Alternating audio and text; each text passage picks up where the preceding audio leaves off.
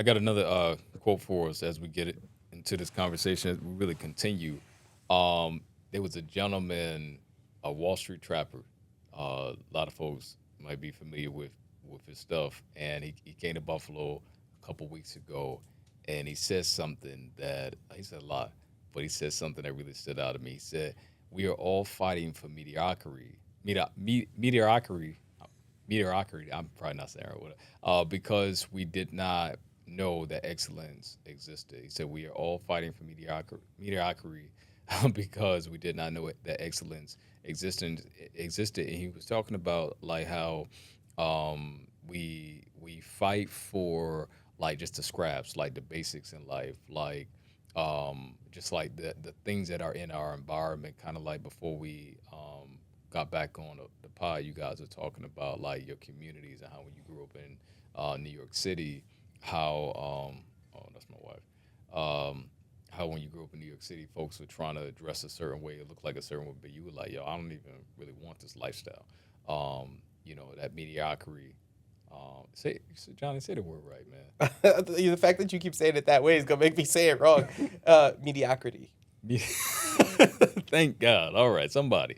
Um, but yeah, so like he is kind of like that idea. Like you're trying to assimilate to a certain lifestyle or a certain way of living or whatever, and it's really not even like your best. Like it's not an excellent way for you to live, right? Like it might be okay for the folks who are okay with it, and it's not even for them. But it's like they're fighting for these scraps, but there's so much more. There's so much more. So like, ironically enough, like he came, Wall Street, what do you call it, Trapper. He came to what do you call it, Minnesota, like back in March, and I had there was an event I was going to go listen to him and a couple other brothers, but my flight came in late, so I missed him. And I was like, man, so when Daniel got him to come to Buffalo, I'm like, cool. Because I'm like, I took my mentee out, and we were able to see him at Buff State. But anyway, let's get back into it. Can you talk a little bit about Johnny real quick, the what you were just describing offline about like growing up in New York City and like the whole rap when the rap culture started to come into play and all that stuff. Yeah, for sure. So I was talking about how I was growing up in the Bronx, and there was a lot of like hip hop artists that were like bigged up, and being in New York City, you're in the heart of it, right? So you're just idolizing these people and their fame and stardom, and I did like the culture, I did like being in it, but what they were describing, I was living. Like that gang life. Like I have friends that were in gangs. I have friends that are no longer here because of that lifestyle. I have, just a lot of things like family members that grew up in gang culture, went to jail. Like I was in the heart of it, and while people were rapping about it, making it look cool, there was nothing cool about it to me internally. Outwardly, I was trying to dress like them, trying to look like them. Like when I say them, I'm not talking about these artists. I'm talking about the people in my neighborhood that were doing this lifestyle. Is when I say them. And I was trying to dress like them, look like them, because that was what was accepted. But then I knew that there was more. I knew that because of the school I went to, there was more. They told me that they showed me lifestyle. They showed me education. I went to probably over 500 colleges before I graduated high school because my school, being one of the charter schools it was really like geared toward you're going to college, you're getting your degree.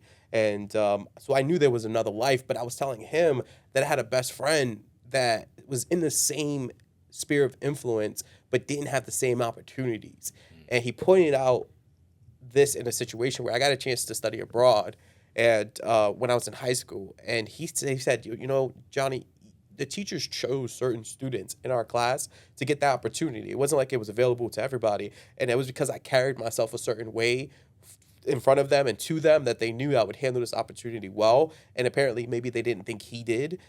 But even in that same environment, we don't always have the same opportunities in the same environment, same school, same culture, different choices, different options. You said you use a word like opportunities and so forth. So the other thing that Trapper said that I thought was cool was he said that once you see something, you can't unsee it. Once you see something, you can't unsee, and it's kind of like the idea that like your level of exposure, Mm-hmm. right, like will determine your level of success. the young man that I'm mentoring. I've been mentoring him for about 2 years now, and like my heart desire is really like to try to expose him to different things, which is why I'm glad I was able to take him to the conference at Buffalo State, and I've tried to take him to other things in the past. And sometimes I'm kind of like grieved because like I'll take him somewhere and his head will be down the whole time, or he'll just act like he don't want to be there because he don't. And I'm like, dang, like I'm trying to expose you to some stuff that even if you don't necessarily want to see it, like one, you just not gonna do this by yourself because you don't care, and like his mind is not there yet. I know. When I was younger, like I wasn't necessarily thinking like that. Um, but it was like the stuff that I wouldn't have necessarily you or usually get into that I'd be remembering as an adult. Like I remember I did X, Y, and Z, or so and so did this, and it's like especially young people who grow up in environments where it's toxic or there's a lot of crime, a lot of violence, a lot of whatever. They need all the more the exposure, the opportunities to see stuff that they've people in places that they've never seen or been, to see what's possible, Sure. right? Like if all you see is that little, just the school or your neighborhood or your boys, and all you keep talking about the same conversation, that's all you're ever gonna want to aspire to. But anyways, without further ado, we got another guest this time. Where's my camera? Right here. We got another guest this time. Dynamic brother. We kind of known him through the years, but most recently, I feel like the Lord has like strategically aligned this season for us to get to know each other better. And so we got brother Greg over here. I'm gonna let you introduce yourself. I'd like to introduce myself. I'm Greg. It's not much to me. I'm a father. I'm a husband. I'm a Christian. I definitely try to live my life aligned with God, and I just try to be of service. He said not much to him. Just before he got on the he was telling us how he used to cut Marvin Sapp here and all this stuff. Like, come on, come on. There's a lot to you. You like an onion. You just got to keep peeling back the layers. One of the reasons why I was sharing with Johnny, and I think Johnny, he just got this revelation as he was sitting here. He's like, I see why, Antoine did this. But, like I didn't really know you that well. Yes. For I know you and I were kind of like indirectly connected through PT, Pastor Tommy, who's like you call him like Pop. Pop. Yeah, Pop that's Pop. Pop. He's very much like a father figure to me. I'm probably too proud to tell him directly that I look at him as a father figure, but I think he knows that. I think similar as he's been a monumental figure in your life, he's been in mine. He married me and my wife, almost 8 years ago now, and he was definitely one of those guys that I think early 20s, like first mentor I ever had. I didn't really know what a mentor was before that. And he really took me under his wing, and I thank God that he brought him at the time that he did, because I was still trying to find myself, like still trying to understand like who I was as a man, right? Like a lot of guys don't agree with this, but I certainly do, and it's that like you need another man to look to become a man, right? Like it's almost one of those things like we see little ducklings. I was riding down the street the other day, and there was a bunch of little ducklings following the mother duck or something, whatever. And it's like they need that to know like how to move as an adult duck, right? Like they need that model. And I definitely think for men, like we need like to see other men in order to figure out like how to really do this the right way. Any boy can grow up to be an adult, but like to actually become the kind of man that you want to be, and a man of God even more so, it like you need other men. And you were actually kind of talking about something as we, in the other conference room around like how you had this revelation like early 30s where like you like, oh, I'm finally I'm like that man that I want to be. Can you talk a little bit about that? Yes. I grew up in similar environments where I didn't. I was one of the kids that didn't have a father in the home. My dad had similar to what Johnny said. I experienced him for a short season up until like 5. And I still remember the impact of the day he left. I vividly remember him being at the bottom of the stairs and me being at the top. And I didn't understand him saying, I'm going to be leaving for a while. And I'm like, what is a while? And I remember whatever that while was, I wanted to go with him. And I remember my mother like literally holding me like, no, he'll be back. Really? So I remember the trauma of even that moment, you know, that turned into years. And I applaud you, brothers. Like I know you mentioned your dad that you didn't have resentment. I did. It put anger in me. So for a lot of my younger years, I moved through life with anger. And it was weird because internally I was a very innocent kid. I knew I was. But outwardly everybody saw this angry, aggressive, we don't want him in this classroom. We don't want him. Matter of fact, they tried to suspend me as often as they can. And I knew deep down it was the father wound. So navigating that into me becoming a father and even a husband was like, it was a crazy dynamic because I was just flying by the seat of my pants. You know, I didn't have the strong examples. And let me retract that. I did have them. I didn't know that that's what I needed to be. I kind of was just trying to pick and choose which identity I wanted to kind of take on. So for many of my years, especially in my previous marriage, I moved like a very immature young boy. And I'm gonna be honest, I moved that way because I had this I don't care persona. It was like, I don't care, take it or leave it. And it wasn't until the demise of my first marriage that I realized the impact of everything I had been doing, you know, and I started to internalize some things and it broke me. It broke me to a place where I realized like all these years, just because my age might have said 25, 26, or even 30, that I was not moving like a man. So I started to seek out what a man, and I'm gonna be honest, I stumbled across the book. And this book was given to me, ironically, by my father. One day he just was like, I got a book for you, son. And I remember throwing this book in my bag. And I was so excited about the book because he had given me something that I would just cherish the book, but I never opened it. It wasn't until I got into this season that I was like, man, what is a man? And I remembered the book. And the book was by Dr. Miles Monroe, and it was called The Power and Purpose of a Real Man. And I was like, let me read this. And once I started to read it, like, man, it was like things was just being shed off me. And that just started me on my quest to really try to understand really what a man was in God's eyes, what was really put on me to, you know, and how to lead and how to govern my home and govern my family and even the father. And that's when the shift happened. I was roughly about 33, 34 years of age. Wow. And I appreciate you kind of us walking. I appreciate you walking us through that, giving us context because it helps. There's a lot of Gregs out there, like a lot of guys who you know can relate to you. So forgive me if I misspoke though, because I did have a lot of anger and resentment. Okay. My father was you know, my mother and father young. I said my mother was not 18 when she had me. My father's only a year older. They would go at it as a kid. You know, my father lived with us sometimes. Sometimes she'd kick him out. You know, they'd go and, you know, so it was that dynamic until I was about the age of 5 or 6 until they just separated. And then, so I would see my dad on the weekends sometime when he made time and stuff like that. They'd take me to the mall, do stuff like that.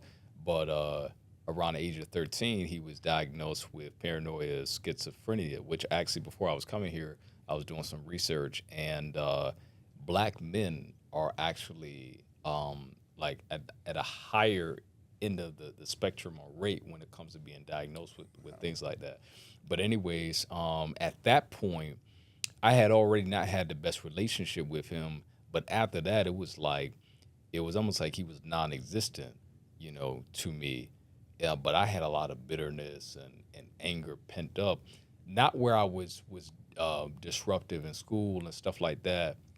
A lot. I would probably give my mother more of a hard time, but anytime somebody brought up conversation around father, I would just flip a switch and get angry. And I remember one time my girlfriend, now wife, she was talking to me about some of her father, and she asked me a question. And I just like I snapped, not like I didn't curse her out, but I like I don't want to talk about it, blah blah blah.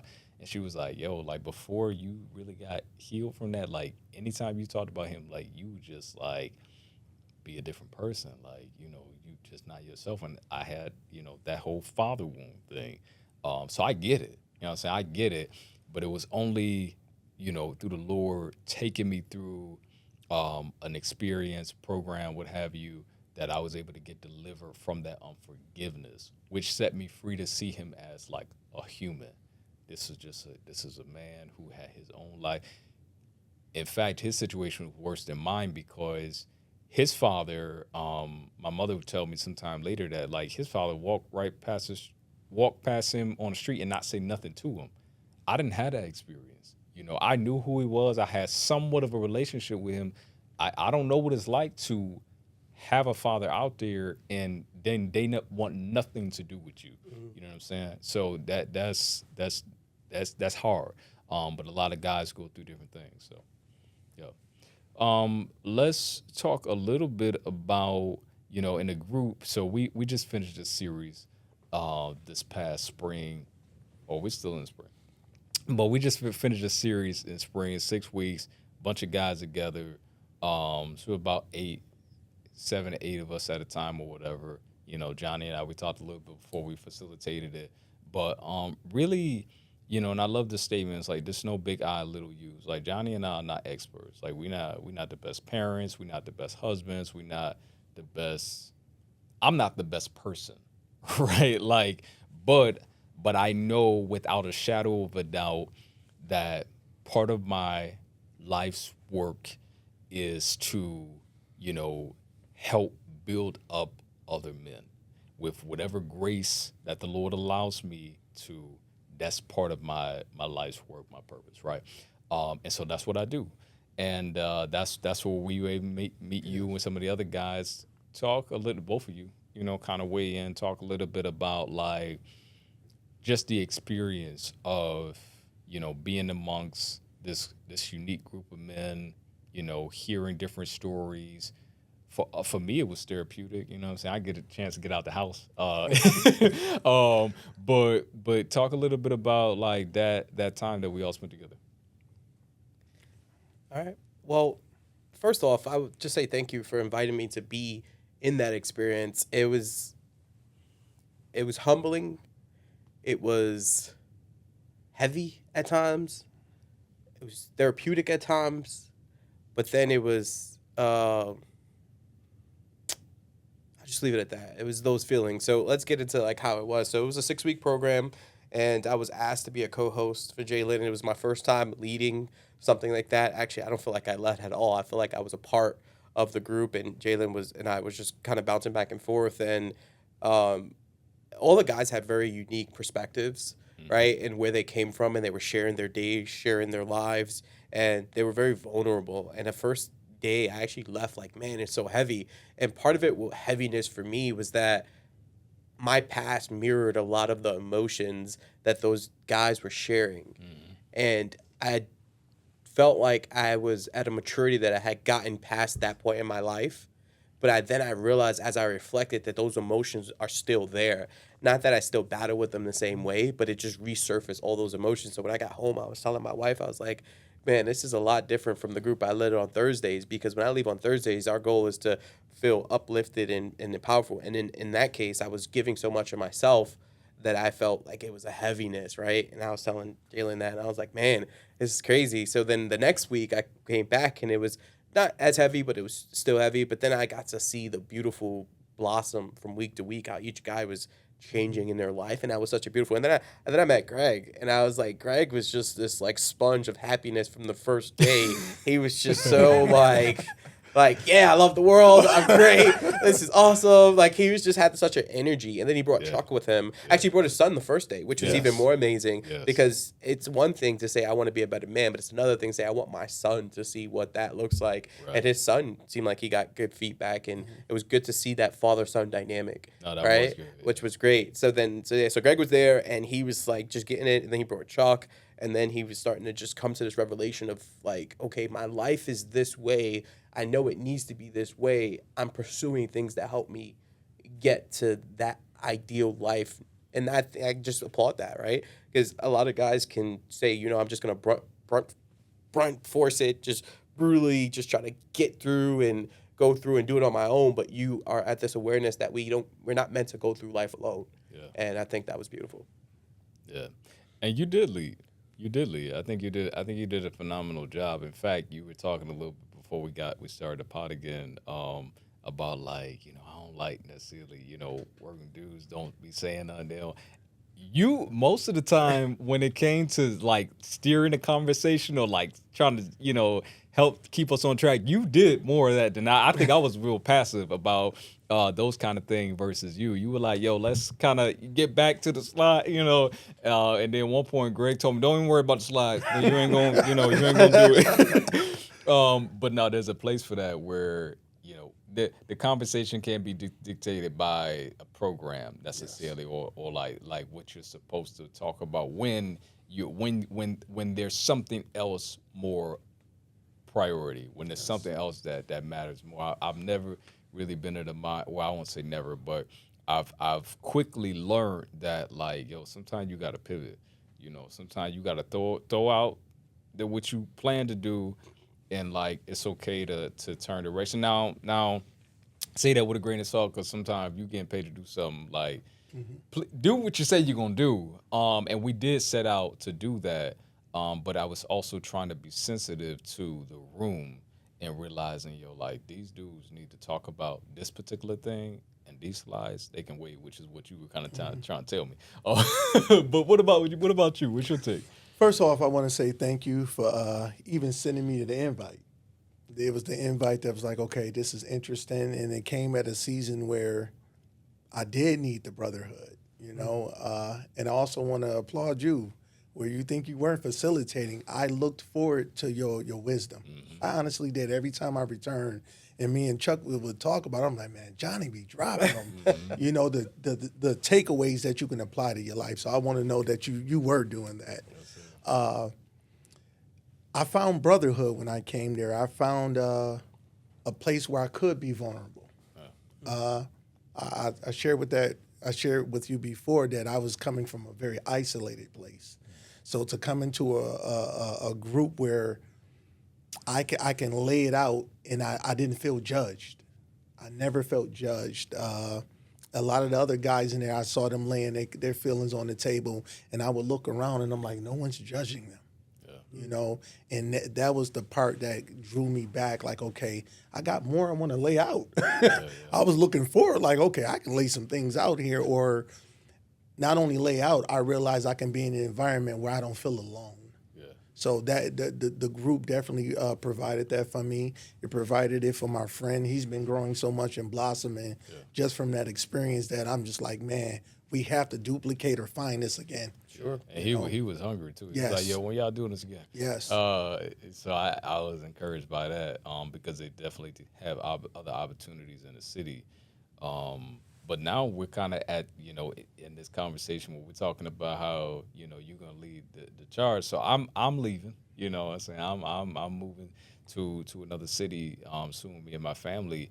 And, so this platform is all about faith, family, and legacy. So, in the spirit and heart of being mentored by Pastor Tommy, one of the things that he will often talk about, or even not just talk about, like what he exudes is this idea of like not just mentorship but leadership, where it's like, yo, I can't be the only one. Like I used to say, like, I want to be like you. He's like, no, you're gonna do better than me. And in my mind, I'm like, I don't think that's possible. Like I don't, like as much as you like do and all the people you impact, like I don't think that's possible. But why not pursue to touch or reach that brink, if not better, right? Like who am I to say what's not possible? And not because of anything I'm able to do in myself, but there's a grace. Like if God can do it in him, he can certainly use me. He can certainly use you. He can certainly use Johnny in any capacity he wants to. So who am I to say what he won't do? But anyways, I see a lot of what the Lord has placed on me, on Johnny and you. And I don't say that because I'm like, that's it, because I'm moving and I just want somebody else to do some stuff. Because to be honest, to be completely honest with you, I won't say I could care less, but like I got a lot going on. I got my own family. Yeah. I'm like really like I'm like y'all gonna be good. You know what I'm saying? Y'all both good dudes. Y'all gonna be good. But like the Lord has just put this burden on me to like, no, you need to make sure that you are leading, that you are nurturing the next the other guys who have a similar heart as you. You know what I'm saying? The commonality between the three of us is that we care, right? And we want to be in tune with the heart of God. Yeah. And so the Lord's heart is not that we will be isolated and only think about our own families. You know what I'm saying? Like anybody can do that. But you guys have a grace on you. Each is somewhat unique, right, from each other, but similar in that you care about men, you care about families, and you want to pursue the Lord's call on your lives. And so let's talk a little bit about that, right? Like, outside of just being in a space where where we're creating these spaces, these safe spaces for men. How does this intersect with what you all, the season that you're in, that right where the Lord has you, right? Let's talk about that. For me, I'm definitely still growing. I definitely know there's a call on my life, and like yourself, my passion is men. My passion is men for many reasons because for a long time I didn't have direction. I didn't have my footing on where I was going at all. I was just kind of flying by the seat of my pants. So the season that I'm in, I'm trusting in God. I'm allowing Him to anchor me, and that's not without storms. Yeah. And that's what I'm realizing too. One thing that Pastor Tommy, I'm gonna call him on the thing, but Pop, he would always teach me that you're gonna have to learn to work wounded. So when I'm in my seasons of going through, like when I spoke to you earlier, and I'm like, I'm in this, but I'm here, is because I'm learning to work wounded and not lose my footing. In the past, I would lose my footing. I would let the storms blow me all over, and I'm suddenly off my path, and then I got to work my way back to it. Yeah. So I'm in a season where God is really working with me about planting my feet and staying steadfast on making sure, like, okay, this is what I called you to do. And He's giving me some brothers that walk with me now, even the ones that ain't quite there. I thank God for Chuck.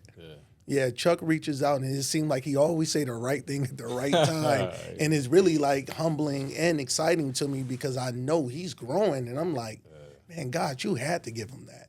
Because it was right on time. And I thank God for that. I thank God for you guys. I thank God to even get to know you more, Johnny. It's funny. I've been thinking about that. Like, okay, I went through a season where I lost somebody really close to me. So I've been kind of reluctant to even connect with other men, but now I'm in a season where I'm like, I'm excited to meet new people and to grow and get to know. So that's kind of where I'm at now, and I'm just trusting God to lead me. I like that idea before you go, Johnny. Like the what do you say? Work wounded. Work wounded, work wounded. Like, cause life is not pretty. Like, it's not always pretty. Yes. And I think sometimes people are like, yo, how am I gonna help somebody else? And I'm struggling right now. There are many cases where that's exactly when the Lord will call you to be a blessing to somebody else. Amen. Or to do something when you are struggling, like with whatever, right? Like, it is in those times, in my own experience, similar to yours, where it's like, God, it's like, you want me to deliver you out of this? I need you to walk with so-and-so. I need you to give X, Y, and Z. I'm like, Lord, I don't even have it like that right now. but I want you to give X, Y, and Z to sow a seed, because if I'm going to bless you and bring you out of this, I need you to still be faithful, like in the midst of your trial and difficulty. And I think sometimes those are things we don't want to talk about. We don't want to talk about, when we got to go through and so forth. But anyway, I don't want to be preachy. Johnny, you go ahead, man.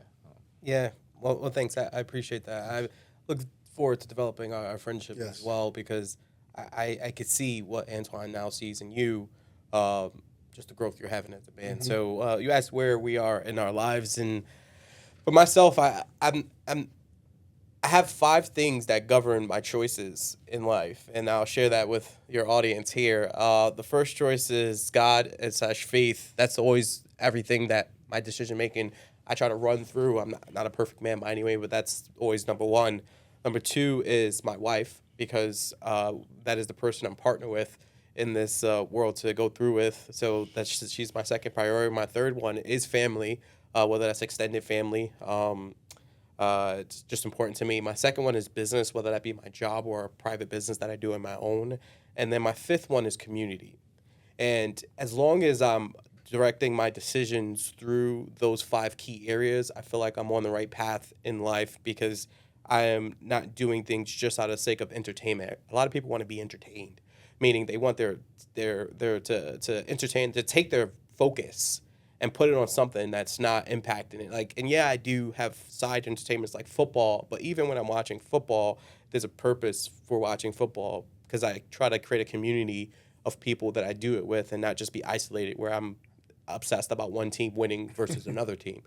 So those are the things that I feel like where my life is. And I feel like as far as this fatherhood initiative or the 24/7 dad program that we did, it lines up with that, because my community is my heart for leading other men. And what you were talking about, Greg, is that I had multiple men that my mother, thank God for her wisdom, put other men in front of me that I could mirror and I could look to, because she knew she couldn't do that. I think while a lot of people say, there's these gender roles you should have, I think understanding what you can provide as a male, what you can provide as a female, is just as important as understanding what you can't. And she understood that having that role of my grandfather, of a friend that we grew up with that was also a father figure to me, my godfather, those men, without them, I wouldn't be who I am today without those men. I had other men in business that I look forward to too, but for it to die with selfishness and me not giving it back to other men truly wouldn't be fulfilling the community aspect of the 5 I talked about earlier. And that's why I chose to participate in that program, is because it's my way of giving back to my community the things that have been poured into me from other men. Yeah, yeah, yeah, definitely. And so you and I were kind of, it's interesting, right? You know it's so funny how the Lord would like uh reveal a particular thing in a context of a relationship. So I've known you for a little while now, right? But it wasn't until like last year around this time that we like started going to events together, right? Like we went to like a couple of like fatherhood events and stuff like that together. And then we worked this conference back in October at a church through a foundation. And it was like this just for a number of different times those things happen. You talked about over breakfast. You were like, sometimes the Lord will like put signs in front of you. What did you say again? Just seeking out, just seeing them, and he'll point things out in the Yeah. weirdest places. So Yes, that's what you were saying. And so similar to that, I'm like, I invited Johnny to this or that, but like the Lord was revealing to me things about Johnny relative to like the environments that we found ourselves in together, right? And I was telling Johnny I'm not trying to coerce you to do anything. Like I'm not trying to sell you anything. But it was something about the context in which you and I kept kind of hanging out in, to a degree that I'm like, all right, the Lord is speaking. He's speaking, and I think even for you, like with what you just said, like there's something that the Lord is wanting more from you in relation to this whole piece around working with men and community and stuff like that, right? Like there's so many guys who they won't go to church. They won't go to a church. They ain't even go to they ain't not even gonna go to the men's meeting on Thursday. But they might go to East High School. They might go to a football game or whatever, and they get to connect with you or Johnny or whatever. You know what I'm saying? And so it's in those spaces. But I'll just speak more to like what we just experienced last, this past couple of months at East High School, where it's like they may go to that even if they don't go to church, but then they get to encounter the Christ in you, right? Like they get to just talk about everyday life, not knowing that you guys are tapped into the Creator that Source. knows everything about them. And so now they're like, yo, I'm able to kind of like let my hair down and be open, and you guys are cultivating these relationships where now the Lord like, all right, now you can speak to them about me. Now you can invite them to your church. Now, brother, like, oh, I got to find a church home for me and my family now. So it's just like, it's amazing how things begin to unfold when we just say yes. Yeah. Yeah, absolutely. Man, but so we're getting toward the end of this thing, I guess. 'Cause my wife she's my Uber today, so she's telling me, you got to get going. But any last minute thoughts? So typically, what I do around this time, so this is the Releasing Pressure podcast. So before we go, y'all got to tell me what's one way that you release, right? That you just let it out, and that doesn't necessarily mean like anger per se, but like how do you just kind of like woosah, right? Like what's your thing? Well, if you want me to begin, my woosah is probably not the best at this time because gas prices are very high. But I like to take long drives. Okay. I like to put I got specialized playlists for different seasons. When I'm in my need to be encouraged, I got a playlist called I Surrender. Okay. And I know what I'm going to get in that playlist. Every song is going to be charging me to move forward. So I like to drive around and just, I guess, be isolated to myself and let God speak to me and even cry it out. Yeah. I get that tissue right there. I let it just flow. And I just let the wind hit me. And then I come back recharged. Okay. All right. Long drives. He said, well, not with these gas prices. Yeah. Yeah, for sure. I gotta relate to that, but I think for me, it's there's something about being isolated by yourself, one on one with the Creator, or one on one just really trying to be with Him, right? So I find that when I work out and I'm in the gym, and a lot of times when I'm in the gym, I need to take my mind off the physical pain that I'm inflicting on my body a lot of times. And in that, I just say, yeah, Lord, I got one more rep and this one is for you. And I also say, man, Lord, I'm battling with this, whether it's something I'm trying to overcome at work or in business or at home. That is where I get that woosah, because not only am I getting the physical growth of my body, I'm also getting the restoration with my Creator in that moment. And I could be listening to something, whether it's about faith or not, I know that it's to glorify my God. So that's my woosah moment. It's just to work out physically, get it out of my body, and then there's a relaxation that happens immediately after in that recovery that helps me to get to that place. I would have said mine was the gym a while ago, but now it's been like just going for walks. Like I'll just go for like a 10-15 minute walk in the morning before I start work, and that's therapeutic. It's neighborhood is cool, so it's just it's good to like just walk, and like you said, like sometimes I listen to like a podcast, but other times just quiet. But all right. Well, listen. Well, I guess this is my camera right here. So y'all be seeing more of these brothers in the Buffalo community in some capacity. Maybe you might find them leading a group or doing something else. But the reality is, I don't think that this will be the last time you see them. And so again, appreciate you brothers for just being Thank you here. for having me. Yeah, thank you. All right. Till next time, we'll see you later.